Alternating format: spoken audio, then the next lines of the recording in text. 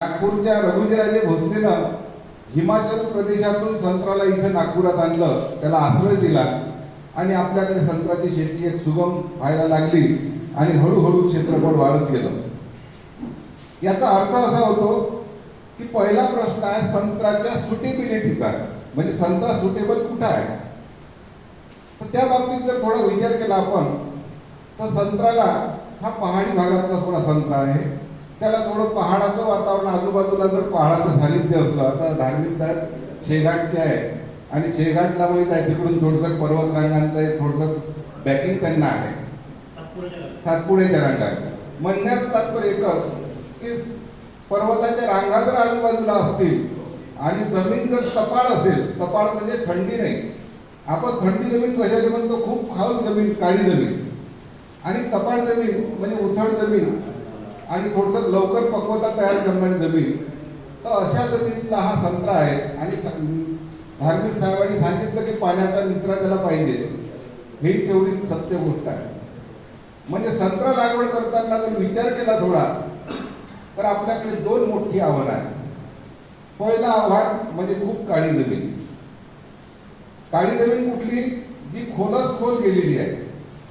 1-1.5 फुटावर पडदा बदलत असेल तर चालते, पण खूप खोल गेलेली काळी जमीन आपल्याला चालत नाही, कारण की त्या ठिकाणी पाण्याचा निचरा चांगला होत नाही आणि त्या जमिनीचा पीएच सुद्धा जास्त होतो. दादांनी पीएचचा फार मोठा चांगला सुंदर प्रश्न काढला. त्यानंतर दुसरी अडचण आहे चुनखडीची जमीन. बऱ्याच ठिकाणी बाजूच्यानं लावला म्हणून मी लावला पाहिजे, त्याला चांगलं झालं म्हणून मी लावतो, असा एक आपल्याकडे आग्रह असते आणि आपण जमिनीचा विचार न करता संत्रा लावतो आणि कधी कधी आपल्याकडे चुनखडीच्या जमिनीमध्ये सुद्धा झाडं लावण्याची योग येऊन जातो. आता चुनखडी दोन प्रकारची आहे. एक चुनखडी आहे कडक चुनखडी, जी विरघळत नाही, आणि दुसरी चुनखडी आहे की जी एखाद्या गोट्यावर घासली तर खडूसारखी उमटते, ती सगळ्यात घातक आहे. आणि त्यातल्या त्यात मग चुनखडीत तर बगीचा लावला, आता पुढं काय करायचं त्याचं कुठं आपल्याकडे उत्तर नसते. म्हणून मी अशा शेतकऱ्यांना एक गोष्ट सांगतो की ज्यांच्याकडे चुनखडीचं प्रमाण जास्त असेल, 8% जास्त, म्हणजे पाणी जर एखाद्या दांडातून ओललं तर दांडात नुसतं चुनखडीच शिल्लक राहते, माती वाहून जाते, अशी जर गोष्ट कुठं होत असेल तर त्यांनी पहिली गोष्ट एक काम करा, नत्राचं नियोजन युरियातून करू नका. आता युरिया तुम्ही बंद करा, किंवा नसन होत तर कमी तरी करा. म्हणजे तुम्हाला जो अमाईट स्वरूपाचा नत्र जो युरियामध्ये आहे तो त्या चुनखडीला अजून झिजवतो आणि पुन्हा कॅल्शियम कार्बोनेट जमा झाले तुमच्या जमिनीत तर पुन्हा अन्नद्रव्य व्यवस्थापनाचा तुम्हाला फार मोठा भांडवल निर्माण होते. म्हणजे तुम्ही कितीही टाकलं तरी ते उचलणार नाही, याची गॅरंटी तिथं तयार होते. मग दुसरं काम कोणतं करायचं, पहिलं काम करायचं की युरिया बंद करायचा, आणि दुसरं काम करायचं आपल्याला अशा जमिनीमध्ये फेरस सल्फेटचा वापर थोडा वाढवा लागेल आपल्याला, ज्याला आपण लोह म्हणतो. तर हे फेरस सल्फेट मार्केटमध्ये मिळतं.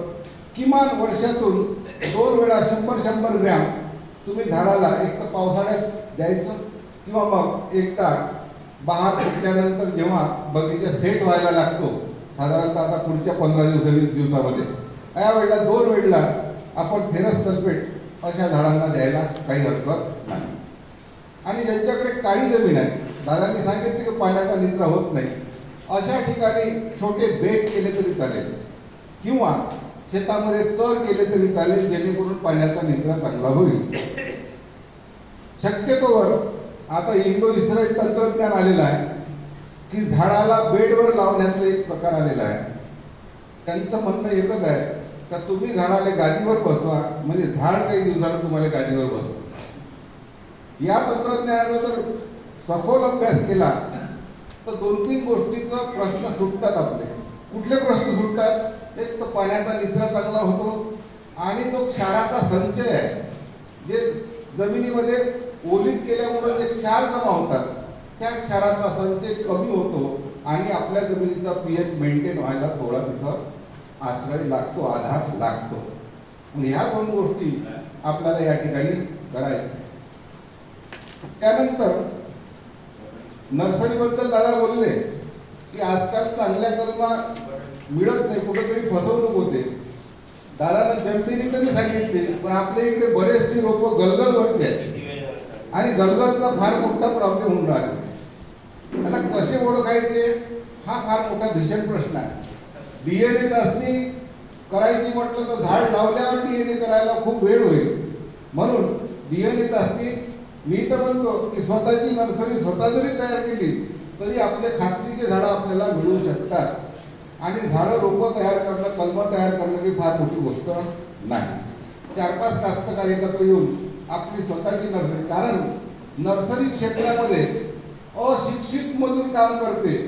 जे पोरग आज झाडाले पट्टी बांधते, उद्या तेच डोळे बांधते आणि डोळे बांधताना काय करते, तुमच्या बगीच्यातून डोळे आणण्याचे काम तोच करते. आणि डोळे आणताना त्याला समजत नाही की कुठल्या फांदीवरचा डोळा घ्यायला पाहिजे आणि त्या दृष्टिकोनातून फार मोठी चूक सुरुवातीलाच होऊन जाते.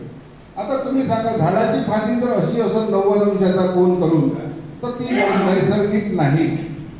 तुमच्या झाडाची फांदी जर 90 अंशाचा कोन करत असेल तर ती फांदी नैसर्गिक नाही, ती तात्पुरती आलेली फांदी आहे आणि ती पानसोट आहे.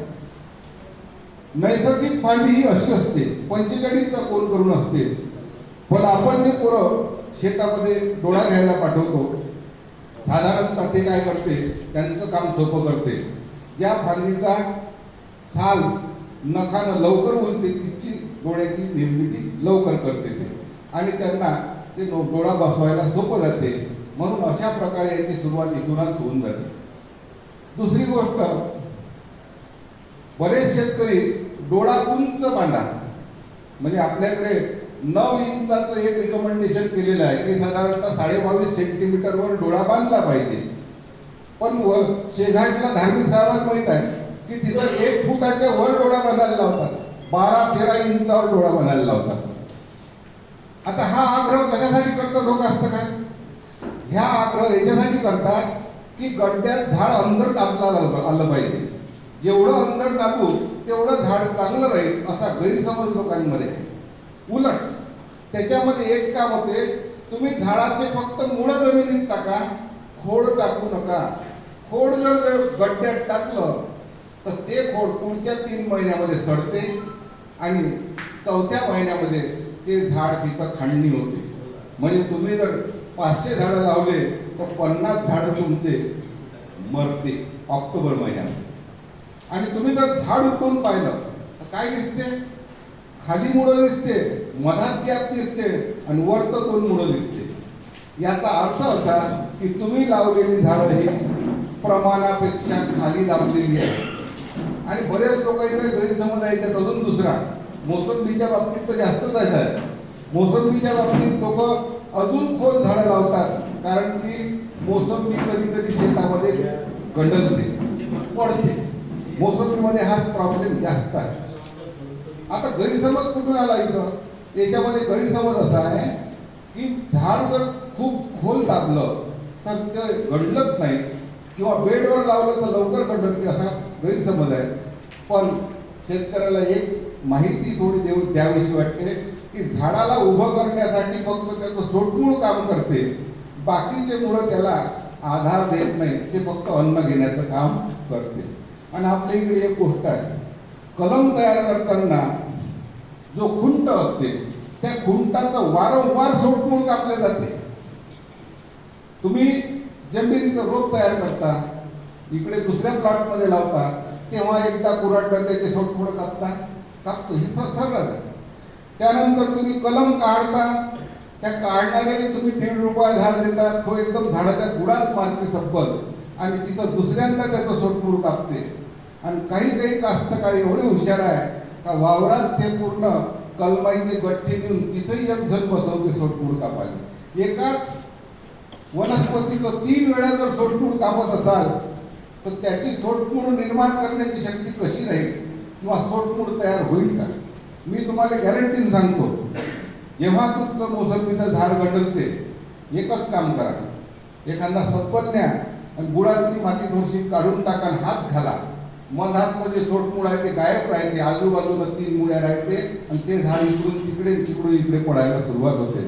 याचा अर्थ असा की तुम्ही झाडाचा सोटमुळाचा विकास होऊच देत नाही आणि त्यामुळं मग मोसंबी संत्रासारखे झाडं गंडायला लागतात. त्याचा जर व्यवस्थित विकास झाला तर झाड गंडत नाही. म्हणून माझं म्हणणं आहे की तुम्हाला झाड किती लावायचं आहे, नर्सरीतून जेवढं उपटलं तेवढंच जमिनीत टाकायचं आहे. पण आपलं मन दुखते, गड्डाला खोल आहे, गड्ड्यात पैसे वाया गेले म्हणून तो झाड खोल टाकते, वरतून माती रस्तावते आणि त्याच्यामध्ये कसं होते तुम्हाला सांगतो. आता याला मुळं इथं आहे आणि झाड एवढं दाबलं तर हे त्याचं खोड आहे. खोडाची साल 3 महिन्यात खराब होते, कारण का पाणीच पाणी आहे बरसातीत तिथं आणि इकडून झाडाला तयार केलेला इकडे पोहोचतच नाही. मग झाड काय करते, शेवटचा प्रयत्न करते जगण्याचा, 2 मुळ्या इकडून फोडते, पण त्या 2 मुळ्या वरच्या थरात फुटते आणि ऑक्टोबरमध्ये पावसाळा कमी होते, त्याने पाणी भेटत नाही आणि झाड मरणं सुरू होते. म्हणून तुम्हाला सांगतो, कुठलंही झाड लावलं असेल संत्रावर्गीय फळाचं तर त्याला परत कधी मातीची भर देऊ नका. एक तर त्याला खूप खोल लावू नका, म्हणजे जेणेकरून तुमचं झाड मरीचं प्रमाण हे फार कमी होईल. त्या दृष्टिकोनातून त्याचं नियोजन तुम्हाला करायचं आहे. त्यानंतर संत्र्यासाठी बरेचसे खुंट आहेत. दादांनी या ठिकाणी सांगितलं की ॲलिमोचा वापर करा, पण ॲलिमोचा वापर तिथं करा जिथं तुम्हाला हाय डेन्सिटी प्लांटेशन करायचं आहे, तुम्हाला सघन पद्धत लावायची आहे, इंडो इस्रायल पद्धत लावायची आहे. त्या ठिकाणी तुम्हाला ॲलिमोसारखे कुंड वापरायला काही हरकत नाही. पण तुम्ही जर जंबेरीचा कुंड घेत असाल तर झाडाचा आकार मोठा होतो, झाडाची वाढ जोरदार होते आपल्या जमिनीत. मग अशा वेळी जंबेरीच्या कुंडाचं झाड जर तुम्ही सघनमध्ये लावलं तर तुम्हाला छाटणी जास्त करावी लागेल, अन्यथा झाडात झाड दाटायला सुरुवात होईल आणि दाटी होऊन कुठंतरी तुमच्या शेतामध्ये थोडं हवा खेळती राहणार नाही, प्रकाश खेळता राहणार नाही आणि बऱ्याच गोष्टीचे प्रॉब्लेम होतील. म्हणून साधारणतः लागवड करताना आपल्याकडे अनेक कुंट शिफारस केलेले आहे. ॲलिमो केला आहे, ट्रायफोलिएट केला आहे, क्लिओपात्रा सुद्धा केलेला आहे. त्यानंतर तुम्हाला जंबेरी सुद्धा केलेला आहे, रंगपूर सुद्धा केलेला आहे. इव्हन काही लोकांनी तर कवठाचा सुद्धा खुंट वापरलेला आहे, पण कवठाचा सक्सेस झाला नाही. ॲलिमो, आता ॲलिमोची कलम कशी ओळखायची तर ॲलिमोला थोडासा झोन कमी असतो, मुळांचा भाग थोडा कमी असतो.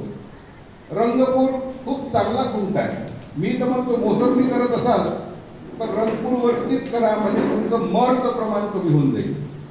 म्हणजे तुम्हाला मोसंबीची कलम जंबेरीपेक्षा रंगपूरवरची अतिशय चांगली कलम तयार होते आणि तिला फायटोफथोराचा जी लागण होते ती कमी होते. तर त्या दृष्टिकोनातून रंगपूर तुम्ही वापरायला पाहिजे. त्यानंतर साधारणतः झाडामध्ये जर बऱ्याच ठिकाणी झाड लावल्याबरोबर एक गोष्ट चालू होऊन जाते, त्याला डिऱ्या फुटणं चालू होते. म्हणजे जिथून डोळा राहते त्या डोळ्याच्या खाली भक्कम डिऱ्या येणं सुरू होते. डिऱ्या म्हणजे पानसोट ज्याला म्हणतो आपण. तर त्या पानसोटाचा सोपा उपाय तुम्हाला सांगतो. जे आपण बफेमध्ये टेबल टाकतो त्यावर फॉईल पेपर टाकतो, म्हणतो पतला कागद टाकते पांढरा. तर काय करायचं, साधारणतः झाड 1 वर्षाचं झालं की त्या ठिकाणी तो पेपर आणायचा बंडल, 110-120 रुपयाचा मिळतो तो, आणि त्याचे असे तुकडे तुकडे करून डोळ्याच्या खाली त्याला स्टॅपलरनं मारून द्यायचं. असं गोल गुंडाळून त्याला स्टॅपलरनं मारून द्यायचं. म्हणजे तुम्हाला वारंवार त्या झाडाच्या डिऱ्या पाडण्याचं काम एक फार मोठं कमी होऊन जाते. नाही तर बऱ्याच ठिकाणी पाहतो जेवढं झाड तेवढ्याला डिऱ्या असणारे शेतकरी सुद्धा आपल्याकडे आहे, झाडाच्या बुडात बाबुया वाढवणारे शेतकरी सुद्धा आपल्याकडे आहे. म्हणून साधारणतः एक काम सोपं करण्याकरता 110-120 रुपयात एकरी आपलं काम होऊन जाते. साधारणतः स्टॅपलर घेऊन एखादा माणूस त्याला जर ते मारून दिलं, कारण की डिरी कुठं येते, जिथं ऊन पडते तिथंच येते. मोठ्या झाडाला डिऱ्या कमी येते कारण का सावली पडते. म्हणून त्या दृष्टिकोनातून एक काम ते करणं गरजेचं आहे. त्यानंतर संत्रा पिकाच्या बाबतीत आपल्याकडे एक आता अडचण येऊन राहिली. संत्रा पीक का आपल्याला त्रास देत आहे किंवा जे आपलं सोपं पीक होतं ते कठीण का होत आहे, हा एक प्रश्न आपल्याकडे फार मोठा आहे. आणि त्या प्रश्नाचं उत्तर आहे की या ठिकाणी जमीन बदललेली आहे आणि हवामान सुद्धा बदललेलं आहे. एक एक पीक आपल्या पीक साखळीतून निघून चाललेलं आहे. आपल्याकडे उन्हाळी भुईमूग व्हायचा आता तो होत नाही, उन्हाळी मूग व्हायचा तो होत नाही, आपल्याकडे सोयाबीन व्हायची ते व्हायला नाही लागली. म्हणजे आजकाल काय होऊन राहिलं, या हवामानाचा जो बदल आहे त्यामुळे एक एक पीक आपल्याकडून निघून चाललेलं आहे आणि त्यातच संत्र्याचा सुद्धा समावेश असू शकते.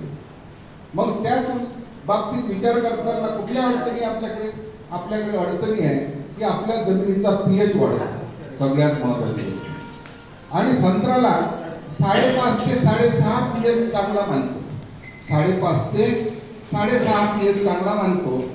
पण आपल्या जमिनीचा पीएच हा 7.5च्या वर चाललेला आहे. आणि कुठंतरी अडचण हे झाली की आपण कितीतरी मायक्रोन्यूट्रिएंट जमिनीत टाकले तरी झाड उचलत नाही.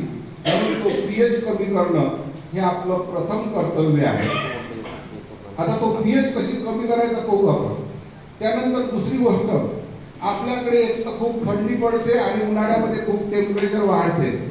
जुनं आपलं तापमान असं नव्हतं. आपल्याकडे 40-42 खूप तापमान व्हायचं जुन्या काळात, तेव्हा आपला संत्रा चांगला यायचा. पण आता 45 डिग्रीच्या वर तापमान गेल्यानंतर संत्र्याचं झाड काम करणं बंद करते. आणि संत्र्याच्या झाडानं जर काम करणं बंद केलं तर ॲटोमॅटिक फळगळ सुरू होते. आणि त्यावेळेला आपण काय केलं पाहिजे याचा सुद्धा आपण पाठपुरावा या ठिकाणी करणार आहे. म्हणून तुम्हाला सांगतो की आपल्या जमिनीचा पीएच कमी करायचा असेल तर तो मॅडमचा विषय आहे होता.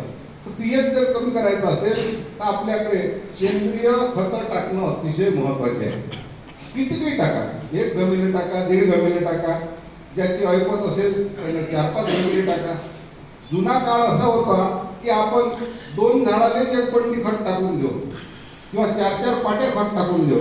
दुसरं कुठलं रसायन आपल्याला माहीत नव्हतं. त्यावेळेला आपला संत्रा सहज यायचा. बिना फवारणीनं आपण संत्रा घ्यायचो, कारण की त्यावेळेला आपला पीएच हा कमी होता. आता हळूहळू जास्त झालेला आहे. आणि आपण पूर्वपदावर येऊ शकतो काय, तर येऊ शकतो. एका वर्षात येणार नाही, किमान आपल्याला 2-3 वर्ष लागतील. त्यासाठी आपल्याला काय करावं लागेल, त्यासाठी एक तर सेंद्रिय पदार्थांचा वापर थोडा वाढवावा लागेल. नाही भेटलं सेंद्रिय पदार्थ काही हरकत नाही, पण सेंद्रिय पदार्थ नाही भेटत तर जीवाणू खतांचा वापर त्या ठिकाणी करावा लागेल, ज्यामध्ये ट्रायकोडर्मा आहे. आता ट्रायकोडर्मा आपण विरडी वापरतो, तर एखाद्या वेळेला संत्र्यामध्ये ट्रायकोडर्मा हार्जेनियम वापरा. हार्जेनियम खूप चांगला आहे. हार्जेनियम फायटोप्थोराला मारणारा आहे. म्हणून फायटोप्थोराला मारण्यासाठी हार्जेनियमचा वापर करा, सुडोमोनासचा वापर करा, पीएचबीचा वापर करा. नाही तर मग तुम्हाला ते जीवाणू सारखे काही बनवलेले पदार्थ आहेत त्याचं ड्रेंचिंग करा. म्हणजे म्हणण्याचं तात्पर्य एकच की आपण जे जमिनीतले मारले त्यांना पुन्हा जगवा. तुम्हाला एक माहित आहे, आपल्या घरची बाई जर कुठे गेली तर आपले जेवणाचे वांदे होते. मग जमिनीतले जीवाणू जर सुट्टीवर गेले तर झाडाचे जेवणाचे वांदे होते. म्हणून त्या दृष्टिकोनातून आपल्याला जैविक घटकांचं पुनर्भरण करणं अतिशय महत्वाची गोष्ट आहे.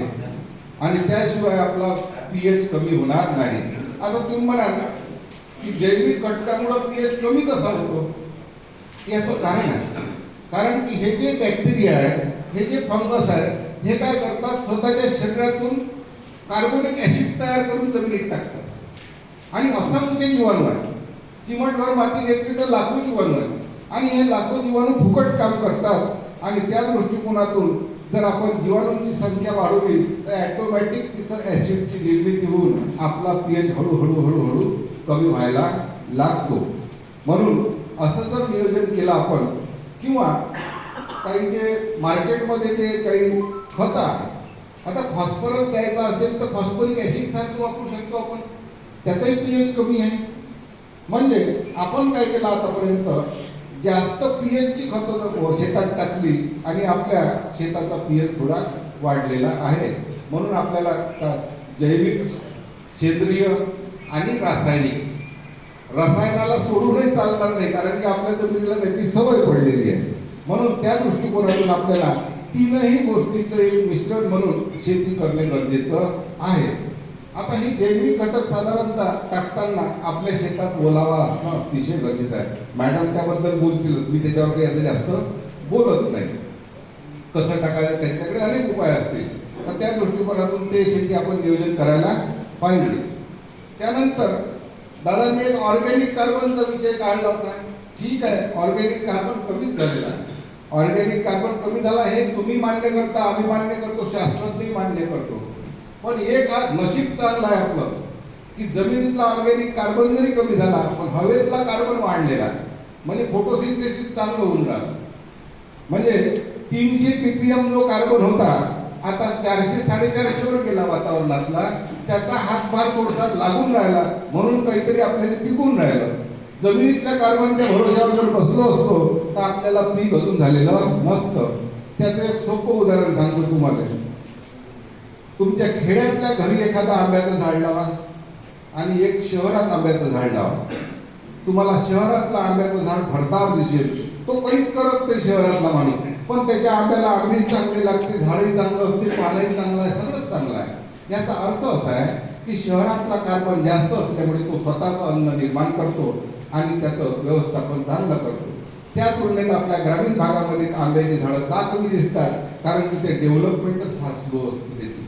पहिले 4 वर्ष तर झाड जागा सोडत नाही आणि जमीन जर काळी असेल तर पीएच जर जास्त असेल तर ते झाड तर जागेवरच राहते. म्हणून म्हणण्याचं तात्पर्य एकच आहे की एक आपला नशीब हवामान बदलाचा फायदा म्हणून की हवेतून कार्बनची निर्मिती जास्त झाल्यामुळं फोटोसिंथेसिस चांगलं होऊन राहिलं, अन्न निर्मितीची क्रिया बऱ्यापैकी होत आहे. पण त्याचे दुष्परिणामही काही आहे कारण की टेम्परेचर वाढलेलं आहे. तो भाग सोडा. त्यानंतर आता आपलं आंबियाचं पीक आहे. तर आंब्यासाठी काय करायला पाहिजे? तर आंब्यासाठी आता साधारणतः बऱ्याच जणांकडे कुठं डोळे फुटलेले आहे, कुठं फकडी निघालेली आहे, फकडी फुलं निघालेली आहे आणि काही ठिकाणी एकट दुक्कट फकडी गळलेली सुद्धा आहे. म्हणजे ही फूट काही सगळ्यांच्या शेतामध्ये सारखी होत नाही. निसर्गामध्ये सगळ्यात पहिले लिंबू फुटते. लिंबूचं झाड सगळ्यात पहिल्यांदा फ्लॉवरिंग करते. त्यानंतर 10-12 दिवसांना मोसंबी फ्लॉवरिंग करते आणि त्यानंतर 15 दिवसांना संत्रा फ्लॉवरिंग करते. म्हणजे या एकाच वर्गातले आहे पण याच्या फ्लॉवरिंगमध्ये आपल्याला टप्प्याटप्प्यानं असा क्रम दिसतो आहे. आणि त्या दृष्टिकोनातून तुमची जर मोसंबी आता फुलावर असेल तर समजून जायचं की इथून 8-10 दिवसांना आपला बगीचा निघणार आहे. आणि आपण काय करतो? साधारणतः झाडाला ताण देतो पाण्याचा.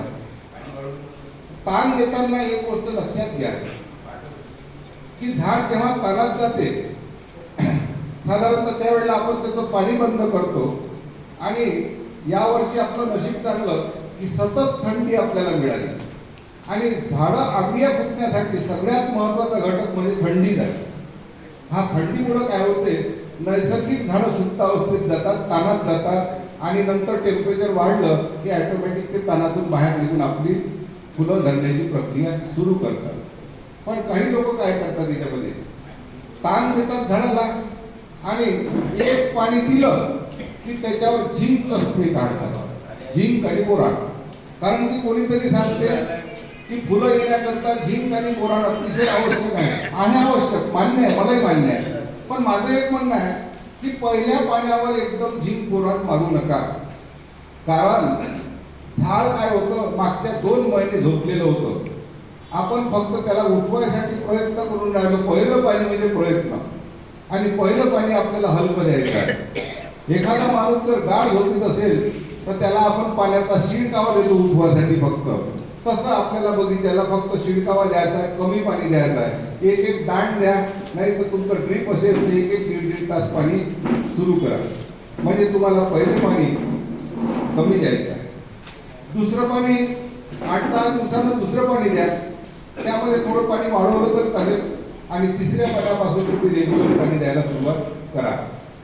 पण माझं म्हणणं याच्यामध्ये एक म्हणणं आहे की साधारणतः पहिल्या फवारणीत जे तुम्ही झिंक बोरान मारता ते मारू नका. काहून मारू नका?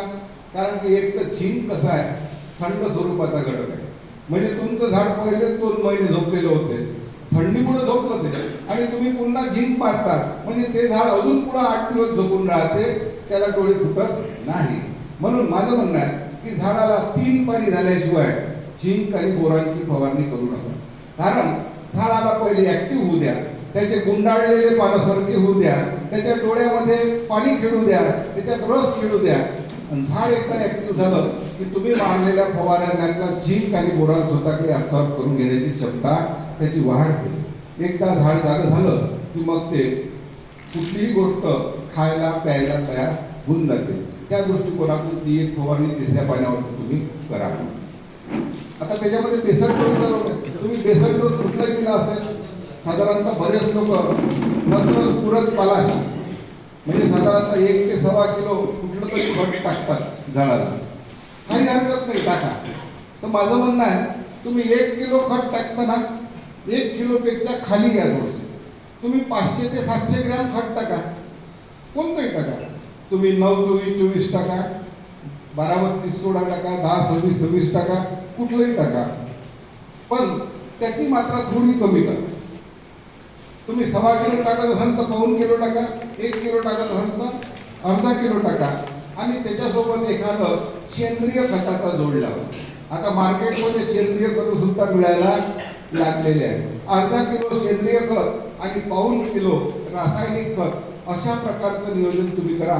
म्हणजे काय होईल, तुम्ही टाकलेला रसायन झाडांना उपलब्ध होण्याकरता जे जीवजंतू त्या खतामध्ये आहेत ते तुम्हाला कारणीभूत ठरेल. त्या दृष्टिकोनातून तो एक प्रयत्न करा. त्यानंतर आता तुमचा बगीचा जर चांगला निघाला असेल तर दुसरं कुठलं औषध मारण्याची गरज नाही. बऱ्याच ठिकाणी शेतकरी काय करतात, फुलं येण्यासाठी औषध मारतात. मी तर म्हणतो, फुलं येण्यासाठी औषध मारण्यापेक्षा फुलं टिकवण्यासाठी औषध मारा. उलट झाडाला जास्त फुलं आणून आपण त्याची एनर्जी खर्च करून राहिलो. पराठीले निसर्गानं 500 फुलं दिले, पण त्याच्यात फुलं यासाठी अजून मारते. आपल्याला 100च पाहिजे 500तले, पण आपण त्याला 500च्या जागी 1000 फुलासाठी प्रयत्न करतो आणि त्याची एनर्जी वाया घालवतो.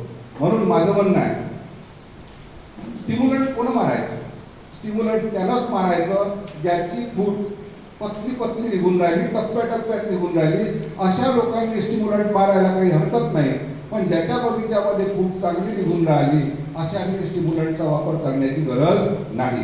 कारण की आपलं झाड काय आहे, आपलं झाड हे बहुवर्षीय आहे. हंगामी पिकात चालते हार्मोन्स, पण बहुवर्षीय पिकामध्ये हार्मोन्सचा जरा जपून वापर करा. तुम्ही जर आजपासून जर त्याला स्टिम्युलंटची किंवा हार्मोन्सची गरज सवय लावली तर त्याला मग एकही गोष्ट नैसर्गिकरित्या होणार नाही. मग ताण द्यासाठी हार्मोन्स, फुलं यासाठी हार्मोन्स, फळं टिकवासाठी हार्मोन्स, फळं पिकासाठी हार्मोन्स, फळ वाढवासाठी हार्मोन्स, म्हणजे तुम्हाला हार्मोन्सचा फार मोठा विषय त्यामध्ये निर्माण होईल. तर त्या दृष्टिकोनातून सुद्धा थोडं चिंतन करणं गरजेचं आहे. त्यानंतर आता एक गोष्ट लक्षात घ्या, झाडाला फुलं येण्याकरता नत्राची फार मोठी गरज नाही. म्हणजे तुम्ही जे बेसल डोस टाकतात त्याच्यामध्ये फार मोठा नत्राची गरज नाही. म्हणजे फुलं येण्याकरता फॉस्फरस, झिंक, बोरॉन हे चांगलं काम करते. म्हणजे नत्र एवढा गरजेचा नाही. पण एकदा फ्लावरिंग झालं आणि फ्लावरिंग झाल्यानंतर फकडी गळली, फकडी म्हणजे पाकड्या गळल्या, तर एक नत्राचा डोस चांगला द्या. मग त्यावेळेला तुम्हाला नत्राचा चांगला डोस द्यायचा आहे. किती द्यायचा? तुम्ही जर दरवर्षी 200 देत असाल तर तिथं 300 करून टाका. तुम्ही 250 देत असाल तरी 300 करून टाका, 250 करून टाका.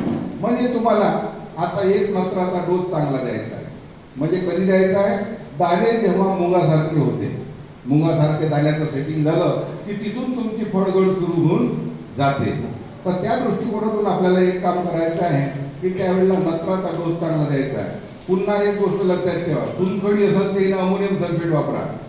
ज्याच्याकडे चुनखडी असेल त्यांनी अमोनियम सल्फेट वापरा, आणि ज्यांच्याकडे जमीन चुनखडी नाही त्यांनी युरिया दिला तरी चालेल. माझं मत अजून पुढे आहे, तुम्ही आता नत्र घेऊनच राहिले ना, तर त्यावेळेला एक मायक्रोन्यूट्रिएंट त्याच्यामध्ये ऍड करा. कोणतं मायक्रोन्यूट्रिएंट? कंपनीचं नाही घेतलं तरी चालेल. तुम्ही त्याच्यामध्ये 100 ग्रॅम झिंक सल्फेट मार्केटमध्ये मिळते, जमिनीत टाकायचं. 100 gram zinc sulphate, 100 gram ferrous sulphate आणि 100 ग्रॅम मॅग्नेशियम. मॅग्नेशियम सल्फेट तुम्हाला माहित आहे मॅग्नेशियम सल्फेट काय आहे. झिंक आणि फेरस म्हणजे त्याच्यामध्ये आपण नत्र केला ॲड, ज्याला युरियातून नत्र दिलं आपण, त्याच्यामध्ये झिंक घेतलं, त्याच्यामध्ये फेरस घेतलं आणि त्याच्यासोबतच काय घेतलं, मॅग्नेशियम घेतलं. म्हणजे एक आपला बहार टिकवण्यासाठी आणि झाडाच्या सूक्ष्म अन्नद्रव्याच्या कमतरता भरून काढण्यासाठी एक स्पेशल डोस आपण घेतला. त्याच्यामध्ये फॉस्फरस वापरायचा नाही, कारण की फॉस्फरस काय करते, बाकीच्या मायक्रोन्यूट्रिएंटला स्वतःकडे अट्रॅक्ट करून ठेवते, झाडाला भेटू देत नाही. तर तो स्पेशल डोस करा. ज्यांना ड्रीपमधून द्यायचं असेल त्यांनी ड्रीपमधून द्या, काही हरकत नाही. फक्त ड्रीपवाल्या शेतकऱ्यांनी एक गोष्ट लक्षात घ्या, तुम्ही एकदा ड्रीपच्या नळ्या टाकल्या का 10-10 वर्ष हलवत नाही जागेवर. झिरो कल्टिवेशन आहे म्हणते आमचं आम्ही. पण तुम्हाला सांगतो, जिथं ड्रीपचं पाणी सतत पडते तिथं मुळं जाळं झाल्याशिवाय राहत नाही, मुळं जाळे होतात आणि त्या मुळांची कार्यक्षमता कमी होते. म्हणजे तुम्ही टाकलेलं खत झाड पूर्ण उचलेल याची गॅरंटी होते. माझं म्हणणं आहे, बगीचा सफा केल्यानंतर थोडशा नळ्या हलून द्या इकडे तिकडे, म्हणजे जागा बदलून द्या त्याची पाणी पडण्याची. म्हणजे काय होईल, तुमचं त्या ड्रीपचा कार्यक्षम वापर तुम्हाला करता येईल, जेणेकरून तुमच्या बगीच्यामध्ये झाडाच्या मुळ्या जाळ्या होणार नाही. आणि त्या दृष्टिकोनातून तो एक प्रयत्न करा. मी तर सगळ्यात चांगलं म्हणेल, बगीचा फोडासाठी ड्रीपचा वापर करा, पण अनामनात पटपणी द्या. फक्त जास्त नव्हते दिवसाचे असं पटपणी द्या, कारण ड्रीप हे मर्यादित ठिकाणी ठेवलं आहे आपण, आणि जमिनीत अन्न सगळ्याच ठिकाणी आहे. 4 झाडाच्या मधातही अन्न आहे, पण तिथं पाणी न पोहोचल्यामुळे ते उचलणं निघून जाईल झाडातून. मग झाडाला एक चान्स द्या ना, मधात पाणी सोडून एक चान्स द्या का तिथलंही अन्न त्यानं घेतलं पाहिजे, ड्रीपची अंतर्गतचं अन्न घेतलं पाहिजे. म्हणजे आपल्या बगीच्याच्या पूर्ण शेताच्या अन्नद्रव्याचा फायदा त्या आपल्या झाडाला झाला पाहिजे. आपली जमीन भुसभुशीत झाली पाहिजे, आपल्या जमिनीमध्ये जैविक क्रिया झाल्या पाहिजे. त्या दृष्टिकोनातून आपल्याला असं अनामनात पाणी द्यायला काही हरकत नाही. मी तर म्हणतो, मार्च एंडिंग पर्यंत तुमच्याकडे पाणी असेल तर अनामनात हे पाणी सुरू ठेवा, जेणेकरून तुम्हाला काय होईल, त्याचं फायदा चांगला होईल, म्हणजे झाडाची वाढ चांगली होईल. त्यानंतर आपण नत्राचा डोस दिला. आता त्यामध्ये आपण नत्र थोडा जास्त वापरला. कशासाठी वापरला? झाडामध्ये फळांचं सेटिंग होण्याकरता, झाडावरची फळं टिकवण्याकरता वापरला. त्यानंतर 31 मार्च पर्यंत मग नत्र कमी करून टाका. 31 मार्च पर्यंत आपल्याला काय करायचं, मग नत्र कमी करायचं. का? कारण की 31 मार्च पर्यंत काय असते, वातावरण चांगलं असते, टेम्परेचर कमी असते आणि काही किडी भयंकर जोरदार हल्ला करतात. आणि तुम्हाला माहित आहे, नत्र असं आहे, इकडून टाकला का तिकडून किडी आल्याच नाही. जसं आपण एखाद्याच्या घरी अक्षित ठेवतो, आमंत्रणाची तो ज्वारी येते, तशाच पद्धतीचा नत्र आहे. इकडून नत्र वाढवला की तिकडून किडी जास्त येतात. म्हणून आपल्याला काय करायचं आहे, हा एक डोस झाल्यानंतर नत्र कमी करायचा आहे. कुठपर्यंत? 31 मार्च पर्यंत. 31 मार्च पर्यंत आपल्याकडे 40-42 डिग्री टेम्परेचर राहते. आता मार्च पर्यंत आपण नत्र का कमी करून राहिलो, याचा अर्थ असा आहे की 31 मार्च पर्यंत आपलं झाड काम करून राहिलं. आपलं झाड काय करून राहिलं, काम करून राहिलं. त्याच्यावर नवती आली, नवीन पानं आहे, जवान पानं आहे झाडावरचे, आणि त्यावेळेला आपलं झाड चांगलं काम करते. आणि तोपर्यंत आपल्याला जास्त अन्न देण्याची गरज नाही. भले मार्चच्या शेवटी एखादा अर्धा किलोचा मिश्र खताचा डोस देऊ शकता तुम्ही. मार्चच्या शेवटी मिश्र खत. म्हणजे म्हणण्याचं तात्पर्य माझं हे आहे की तुम्हाला नत्र झाडाला एका वर्षात नत्र कमीत कमी 6 वेळा द्यायला पाहिजे, आणि फॉस्फरस आणि पोटॅश 3 डोस मध्ये विभागून द्यायला पाहिजे. आपण काय करतो, एकदा खूप खाऊ घालून देतो आणि नंतर त्याचं नियोजन करत नाही. तुरीचंही तसंच आहे आपलं. पेरताना एकदा खत दिलं का तुरीकडे मग जाऊनही पाहत नाही. म्हणजे याचा अर्थ असा होतो की साधारणतः ज्या पिकाचं आयुष्य 5 महिने आहे त्यालाही एकच वेळा जीव घालतो आपण. आणि सगळ्यात महत्त्वाचा विषय आपला भारतीय शेतीमधला आहे की अन्नद्रव्य व्यवस्थापनाचा फार मोठा विषय आहे. म्हणून त्या दृष्टिकोनातून एक काम करा की मार्चमध्ये शेवटी 15 तारखेनंतर एखादा जर तुम्हाला अर्धा किलोचा डोस देता आला NPK, त्याच्यामध्ये तुम्ही मिश्रित 013 प्लस पोटॅश घेऊ शकता, तुम्ही 12-32 सोडा घेऊ शकता, किंवा एक महाधनचं नवीन खत आलंय 9-24-24 सुंदर खत आहे, त्याच्यामध्ये ट्रेस एलिमेंट सुद्धा टाकलेले आहेत त्यांनी, ते तुम्ही देऊ शकता. अशा प्रकारचं नियोजन तुम्ही करा. आणि तुम्हाला सूक्ष्म अन्नद्रव्य द्यायचे झाडाला फवारणीतून. आता बऱ्याच वेळेला आपल्याला काय एक संभ्रम राहते की सूक्ष्म अन्नद्रव्याची फवारणी कधी करायची, हा संभ्रम असते. मी म्हणतो एक तत्व तुम्ही ठरवून घ्या, झाडावर जेव्हा जास्त पत्ती राहील आणि फ्रेश पानं राहील त्यावेळेला तुम्ही मायक्रोन्यूट्रिएंटच्या फवारण्या करा. आणि तो हंगाम म्हणजे एक तर मार्च महिन्यामध्ये, नाही तर मग जुलै महिन्यामध्ये. हे 2 महिने असे आहेत का त्यावेळेला झाडाकडे त्याची स्वतःची नवीन पानं असतात, पक्व पानं असतात आणि भरपूर पानं असतात. अशा वेळेला जर आपण मायक्रोन्यूट्रिएंट झाडावरती मारलं तर त्याचं ॲब्सॉर्प्शन चांगलं होते आणि झाडाला त्याचा एक चांगला फायदा आपल्याला या ठिकाणी मिळतो. त्या दृष्टिकोनातून तो एक नियोजन करा. त्यानंतर तुम्हाला सांगतो की मार्चपर्यंत नत्र कमी करून टाकलं आपण आता. त्यानंतर एप्रिलपासून मग पुन्हा नत्राचं नियोजन करा. एप्रिलपासून साधारणतः एप्रिलपासून कधीपर्यंत करायचं, 10 मे पर्यंत. एप्रिलपासून सुरू केलं की 10 मे पर्यंत आपल्याला 2 नत्राचे हप्ते देऊन टाकायचे. साधारणतः एका झाडाला 150 ते 200 ग्रॅम नत्र, 150 ते 200 ग्रॅम युरियासारखं खत देऊ शकतो. ज्याच्याकडे चुनखडी असेल त्यांनी अमोनियम सल्फेट द्यायला काही हरकत नाही. आणि मग एक काम करा, 10 मे नंतर झाडाचं खत व्यवस्थापन कुठंतरी बंद करा.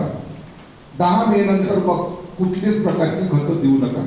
याचं कारण असं आहे की 10 मे नंतर आपल्याकडे प्रचंड ऊन असते, रात्रीचंही तापमान वाढते, दिवसाचंही तापमान वाढते आणि झाडाची पाण्याची गरज वाढते. झाडावर जर माल चांगला चढला तर एका झाडाने दररोज 200 लिटर पाणी मागते. अशा वेळेला जर तुम्ही खाऊ घातलं तर त्याची पाण्याची गरज अजून वाढते. तुम्हालाच माहित आहे, उन्हाळ्यात जर एखाद्या लग्नात जास्त जेवलो तर त्या दिवशी पाणी जास्त मागते माणूस. म्हणून माझं म्हणणं आहे की मे मध्ये झाडाची पाण्याची गरज, मे आणि जून मध्ये पाण्याची गरज खूप वाढते. अशा वेळेला तुम्ही त्याचं खताचं नियोजन कमी करा किंवा बंद केलं तरी चालेल, कारण की ते सुप्तावस्थेत जाते. म्हणजे एप्रिल मे मध्ये झाड पुन्हा विश्रांतीत जाते, झाड काम करत नाही. आता झाडाला खाऊ कधी घालायचं हा एक विषय आहे. झाडाला खाऊ घालण्याकरता एक प्रमाण ठरवायचं आपण. झाड जेव्हा काम करत नाही तेव्हा आपण त्याला खाऊ घालायचं, झाडानं काम सुरू केलं तर आपलं खाणं कमी करून टाकायचं.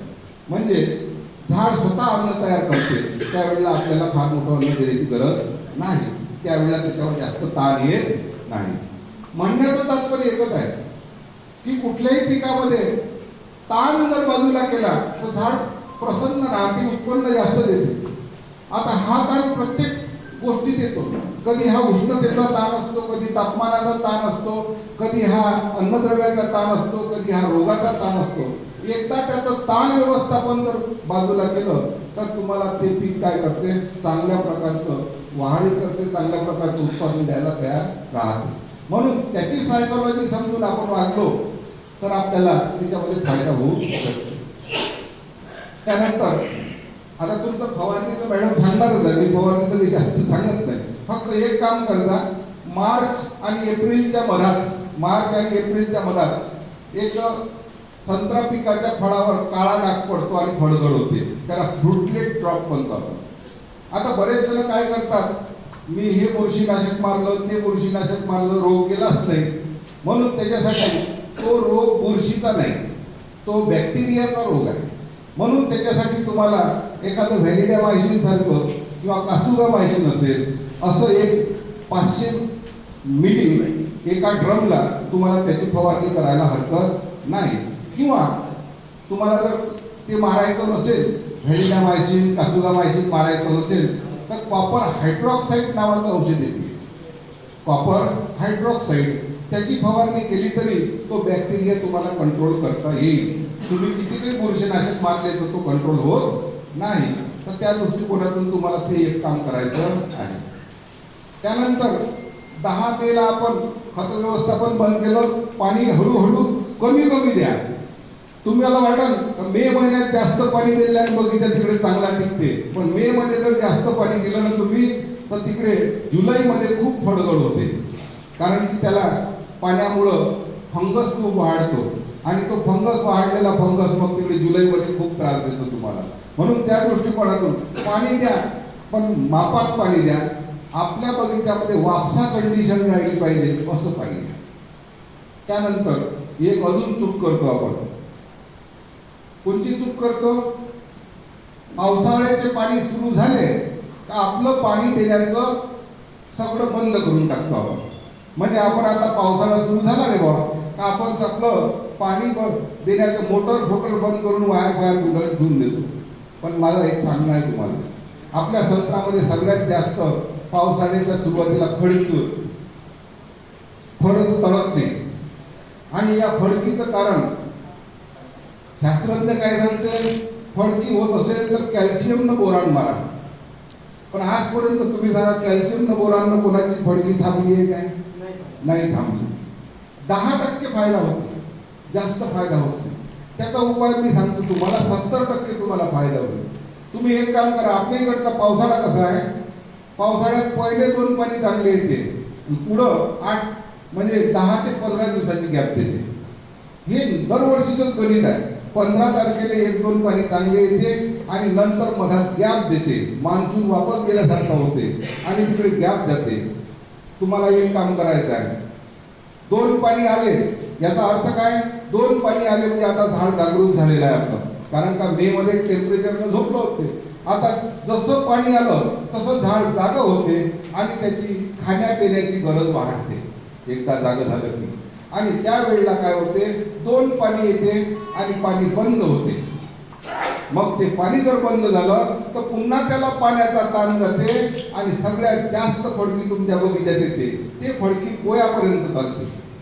याचा उपाय एकच आहे, तुम्ही एक काम करा, 2 पाणी आल्यानंतर पुढचं पाणी जर पुढचे 3-4 दिवस नसं आलं तर तुमचं खालचं पाणी सुरू करा. ड्रीपवाले असेल तर 1-1.5 घंटा चालू करा दररोज. आणि साधारणतः ज्याच्याकडे जमिनीवरचं पाणी द्यायची सोय असेल तर त्यांनी एक दांड बोललं तरी चालेल. म्हणजे जेणेकरून आपल्याला काय करायचं आहे, एकदा झाड आपलं जागं झालं की आपल्याला त्याच्या बुडातलं पाणी कमी पडू द्यायचं नाही, जेणेकरून त्याच्यामध्ये फडकीसारखे प्रॉब्लेम होणार नाही. आणि ते एक काम करा. अजून एक काम करा, बरेच शेतकरी काय करतात, जून लागला की आंब्याला रसायन खत देतात. जूनमध्ये 2-3 पाणी आले का जूनमध्ये खताचा डोस देणं सुरू होऊन जाते. तर माझं म्हणणं एकच आहे की जूनचा डोस तुम्ही जुलैमध्ये टाकला.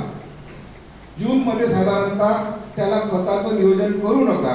कारण कसं असते, मागच्या 2 महिन्यामध्ये एप्रिल-मे मध्ये संत्र्याचं फोतर कडक झालेलं आहे आणि ते नॉर्मल व्हायला कमीत कमी त्याला 1 महिना लागतो. आणि त्या पावसाळ्याच्या वातावरणामध्ये मग काय होते, ते फोतर लवचिक होते आणि लवचिक झाल्यानंतर मग जे फडकीचा प्रॉब्लेम आहे तो थोडा कमी होतो. आणि त्या दरम्यान जूनमध्ये कॅल्शियम आणि बोरॉनचा फवारणा माराच. पाणी देणंही सुरू करा आणि एक कॅल्शियम आणि बोरॉनची फवारणी माराच. आता कॅल्शियम बोरॉनच्या फवारणीनं होते काय, आता कॅल्शियम काय करते, झाडाचं जे संत्र्याचं फोतर आहे, टर्फल आहे, ते पतलं करते. आता पतलं केल्यामुळं काय होते, ते लवचिक होते आणि लवचिक केल्यामुळं फडकीची संभावना थोडी कमी होते. आणि दुसरं काम कोणतं करते कॅल्शियम काय करते, संत्र्याच्या फोडींचे दाणे असते ते दाणे वाढवण्याचं काम मंद करते. ते दाणे डेव्हलपमेंटचं काम थोडं कमी करते. त्याला इंग्रजीमध्ये आपण ग्रॅन्युलेशन म्हणतो. ते ग्रॅन्युलेशन कमी झाल्यामुळं फळाला वाव मिळते वाढण्याकरता, फोतर लवचिक होण्याकरता. आणि मग आपलं संतर थोडंसं तग धरते, लवकर फडकी मारत नाही आणि त्या ठिकाणी आपल्या फळाची मग फडकी कमी होते. तसेच तुम्ही एक पहा, जागाला फडकी कमी राहते, सगळी बगीच्याची फडकी माथ्यावर राहते. कारण का तिथं पाण्याचा जास्त तुटवडा जाते. तर त्या दृष्टिकोनातून तो एक काम करा आणि खताचं नियोजन जुलैमध्ये करा. कारण की आपलं झाड आता चांगलं रुटीनवर आलेलं आहे आणि त्यावेळेला दिलेलं खत तो चांगला अपटेक करते आणि ते खत ऑगस्टपर्यंत काम करते. त्याचे रेसिड्यू काय करते, खताचे ऑगस्टपर्यंत काम करते. भले एखादा डोस तुमच्या बगीच्यात जर माल जास्त असेल तर एक डोस पुन्हा ऑगस्टच्या शेवटी दिला तरी चालेल.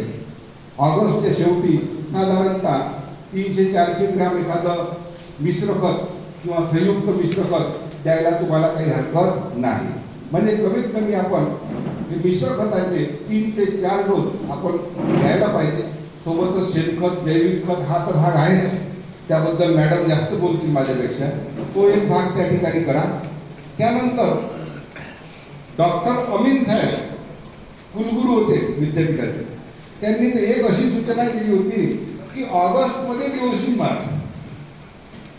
संत्र्याच्या झाडाला ऑगस्टमध्ये नवती येते, 8व्या महिन्यात संत्र्याच्या झाडाला शेंड्यावर नवती येते, खाली नाही येत. आणि आपल्याला ते नवती दिसत करून नाही, ते वरतं राहायचं म्हणून दिसत नाही. अमीन साहेबांनी एक सूचना केली होती का 200 मिली प्रति ड्रम घेऊन लिओसिनची एक फवारणी ऑगस्टमध्ये केली पाहिजे. पण मी तुम्हाला सांगणार नाही, कारण की त्याचे आता आमचेच प्रयोग सुरू आहे त्याचे. मी पहिले मारत होतो, पण पहिले आपली एवढी चिकित्सक बुद्धी नव्हती. पण मागच्या वर्षीपासून मी पुन्हा आता प्रयोग सुरू. अमीन साहेबांचं म्हणणं कसं होतं की झाडाच्या वरच्या टप्प्यातली जर नवती थांबवली तर ते अन्न फळांकडे जाईल आणि फळगळ कमी होईल, असा एक कन्सेप्ट होता त्यांचा. पण तो कन्सेप्ट सध्या प्रायोगिक आहे, म्हणून त्याची तुम्हाला हे करणार नाही. मलाही त्याच्या ठिकाणी एखादं 05234 जर तुम्ही मारलं तरी व्हेजिटेटिव्ह ग्रोथ कमी करते झाडाची, तर त्यावेळेला एखादं 05234 मारायला काही हरकत नाही. त्यानंतर ऑगस्टमध्ये एखादी फवारणी 13-045 आणि जिब्रेलिक ऍसिडची मार. 13-045 आणि जिब्रेलिक ऍसिड. 13-045 नसल मारत, मार्केटमध्ये पोटॅशियम शोनाइट मिळते, सुंदर आहे. पोटॅशियम शोनाइट आणि जिब्रेलिक ऍसिड आणि 2 किलो युरिया अशा पद्धतीची एक फवारणी मारा. तर त्याचा सुद्धा फायदा तुमच्या झाडामधले जे ऑक्सिन्स आहे, कारण की झाडावर रोग करून येऊन राहिले. झाडावर रोग येण्याचं कारण हे आहे की झाडामध्ये ऑक्सिन्स कमी होऊन राहिले कुठंतरी, आणि ऑक्सिन्स कमी झाले की रोग आले. आता हे ऑक्सिन्स तयार करण्याकरता काय करावं लागेल आपल्याला? एक तर मार्केटमधले ऑक्सिन्स मारावे लागतील, नाही तर मग झाडामध्ये त्याची निर्मिती करावी लागेल. तर साधारणतः जिब्रेलिन वगैरे मारले तर थोडी जिब्रेलिनची लेव्हल वाढते आणि जो ॲब्सिसिक ॲसिड ज्याला म्हणतो आपण, तो ॲब्सिसिक ॲसिड कमी होते. म्हणजे झाडामध्ये फळगळीचा परिणाम थोडाफार आपल्याला कमी झालेला दिसतो. त्यानंतर बरेच लोक फळमाशीचे ट्रॅप उशिरा लावतात. माझं म्हणणं आहे जुलैपासूनच लावा, कारण की जुलैमध्येच तुमच्या शेतात फळमाशी आलेली दिसते. आणि हे ट्रॅप महागाचे विकत न घेता घरी तयार करता येतात आपल्याला. तुमच्या घरी तेलाची पिपी असते रिकामी, तर मार्केटमध्ये एक मिथिल विजोनाल नावाचं लिक्विड भेटते 100 मिलीचं, ते बॉटल घेऊन या. आणि एक नुवानची बॉटल घेऊन या. त्या रिकाम्या पिपियामध्ये काय करा, एक फोडा मिथिल विजोनॉल आणि एखाद्या मोसंबीचा रस टाकून द्या त्याच्यात. एक फोडा मिथिल विजोनॉलचा टाका एका कोणत्यात, एक नुवानचा टाका आणि पिपा लटकून द्या 2-3 फुटावर. तुमच्याकडे भरपूर फळमाशा कॅप्चर होतील त्याच्यात. 100 झाडाला एक जरी लावला तरी भरपूर फळमाशा त्या ठिकाणी तुमच्याकडे कॅप्चर होतील. म्हणजे कीटकांमुळे जे 10 ते 20% होणारी फळगळ आहे ही त्या ठिकाणी तुम्हाला कंट्रोल करता येईल. आणि साधारणतः तुमच्या बगीच्यामध्ये पावसाळ्यात जास्त तण होऊ देऊ नका, कारण की पावसाळ्यामध्ये हवा खेळती राहिली पाहिजे. तण जर राहिलं तर फवारणीचाही परिणाम चांगला होत नाही, लक्षात घ्या. तुम्ही झाडावर फवारणी मारता, किडी खाली झोपतात दिवसा आणि संध्याकाळी बरोबर त्या वर जातात. आणि संत्रामध्ये जर तुम्हाला तण नसेल तर तुम्हाला फवारणीचा परिणाम सुद्धा चांगला मिळेल. एक गोष्ट लक्षात घ्या, पावसाळ्यात तणमुक्त ठेवायचं आणि उन्हाळ्यात तण काढायचंच नाही. उन्हाळ्यात तण ठेवायचं, पावसाळ्यात तण नाही ठेवायचं. ह्या 2 गोष्टी जर मेंटेन केल्या तर साधारणतः उन्हाळ्यामध्ये थंडावा चालते थोडा तणामुळं, आणि पावसाळ्यामध्ये आपलं तिथं वावरणाऱ्या ज्या काही किडी आहेत याचा बंदोबस्त आपल्याला चांगल्या प्रकारे करता येतो. तर त्या दृष्टिकोनातून प्रयत्न करा. त्यानंतर काही शेतकरी एलिएट मारतात, ठीक आहे, चांगली गोष्ट आहे, एलिएट मारायला काही हरकत नाही. आता 100% जैविक तर आपल्याकडून होणार नाही, पण त्या ठिकाणी एलिएट मारत असाल तर एंट्रॅकॉलचा जोड लावायला काही हरकत नाही. मगाशी दादाचं म्हणणं होतं की पाण्याचा पीएच जास्त आहे. आता पाण्याचा पीएच जास्त असल्यामुळं आपला फवारणीचा परिणाम होऊन नाही राहिला. तुम्हाला जर फवारणी करायची असेल चांगली तर पाण्याचा पीएच पाहिजे 5.5. पण तो आता आपल्याकडे झालेला आहे 7.5-8 पर्यंत. त्याच्यासाठी मार्केटमध्ये आता औषधं निघालेली आहे, डेकोरस सारखी औषधं निघालेली आहे.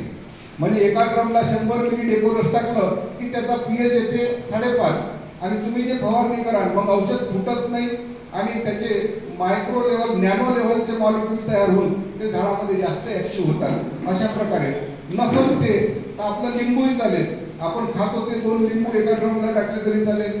नसल लिंबू तर तुमचं लिंबूसाठी त्या सायट्रिक ऍसिड मार्केटमध्ये ते तुम्ही 1 चमचा टाकलं तरी चालेल. फक्त त्याचं माप होणार नाही किती पीएचचं आहे, पण त्याचा पाण्याचा पीएच कमी करायला आपल्याला त्याचा हातभार लागेल. तर अशा दृष्टिकोनातून आपल्याला संत्र्यामध्ये हे करतं. त्यानंतर अजून एक गोष्ट, आता संत्रा तुमचा मोठा झाला 50 mm संकर झालं की त्यानंतर मायक्रोन्यूट्रिएंट मारायचेच नाही. कारण की 50 mm संत्रा झाल्यानंतर मायक्रोन्यूट्रिएंटची काही गरज नाही. अशा वेळेला तुम्ही मायक्रोन्यूट्रिएंटच्या ऐवजी पोटॅशियम शोनाइट आहे, पोटॅशियम शोनाइट आहे, पोटॅशियम नायट्रेट आहे किंवा पोटॅशियम सल्फेट आहे 0050 याची फवारणी करायला काही हरकत नाही. आणि ज्या शेतकऱ्यांना वाटते की आमचा बगीचा लंबा हिरवा चालला पाहिजे, लेट तोडू, कलर नाही घेतला पाहिजे, अशा लोकांनी साधारणतः नारळ पाणी मारलं तरी चालेल. 2 नारळ घ्यायचे पाण्याचे आणि एका ड्रममध्ये टाकायचे, त्याच्यामध्ये कीटकनाशक टाकलं तरी चालेल. तुम्ही 2 नारळ घ्यायचे एका ड्रममध्ये टाकायचे आणि त्याच्यासोबत तुम्हाला जर वाटतं की जिब्रेलिक घ्यायचं आहे तर जिब्रेलिक काही घेता येते, काही फरक पडत नाही. तर 2 नारळ पाणी एका ड्रममध्ये घेऊन याच्या 2च फवारण्या करा.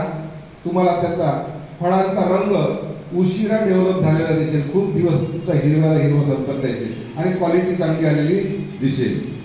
त्यानंतर अजून एक काम करा फळमाशीसाठी माझ्याकडून. साधारणतः ऑगस्ट-सप्टेंबर महिन्यामध्ये ही फळमाशी जास्त त्रास देते. त्यावेळेला बरेच लोक काय करतात, बोर्डो पेस्ट लावतात, पण ते चुकीची लावतात. एक तर अल्कली तयार करते नाही ते ऍसिडिक तयार करते, उलट त्याचे परिणाम जास्त होते, डिंक्या वाढते. म्हणजे चुकीची बोर्डो पेस्ट लावल्यानं डिंक्या अजून वाढते. म्हणजे झाडाच्या खोडाला अल्कली चालत नाही, जास्त ऍसिडही चालत नाही, त्याचं जे साल आहे ती साल खराब करते. म्हणून तुम्ही प्रॉपर जर लावत असाल तर लावा, अन्यथा न लावलेली बरी असं आपण म्हणू शकतो. म्हणून त्याच्या तुलनेत एक गोष्ट करा, तुम्ही ऑगस्ट आणि सप्टेंबरमध्ये पाठीवरचा पंप घ्या, त्याच्यामध्ये 50 ग्रॅम रिडोविल घ्या आणि 50 मिली क्लोरोपायरिफॉस घ्या. हे 2च औषधं घ्या, 50 ग्रॅम रिडोविल आणि 50 मिली क्लोरोपायरिफॉस घ्या आणि पाठीवरच्या पंपानं वरतं नका मारू फवारा, फक्त झाडाच्या बुडावर मारा. खोड जे खोड आहे जिथून पानं सुरू होते ते खोडावर मारा. त्याच्यामुळे तुमचे 2-3 फायदे होईल. 2-3 फायदे कोणते होईल? रिडोविलमुळे फायटोप्थोराची बुरशी जर खोडावर आली असेल तर ती नष्ट होईल. त्यानंतर त्याच्यामध्ये क्लोरो असल्यामुळं फळमाशी तर लपली असेल खोडामध्ये आजूबाजूनं तर ती कंट्रोल होईल. आणि त्या ठिकाणी शंखाचा प्रॉब्लेम आहे, बऱ्याच ठिकाणी शंख असतात. आता शंखाचं नियोजन करण्यासाठी ही फवारणी चांगली आहे, कारण का याचं औषध काळी कोणत्यात उतरते आणि त्या ठिकाणी त्याची अवस्था कंट्रोल केल्या जाते. तर अशा प्रकारे आपण ती एक शंखासाठी फवारणी सुद्धा आपण त्या ठिकाणी करू शकतो.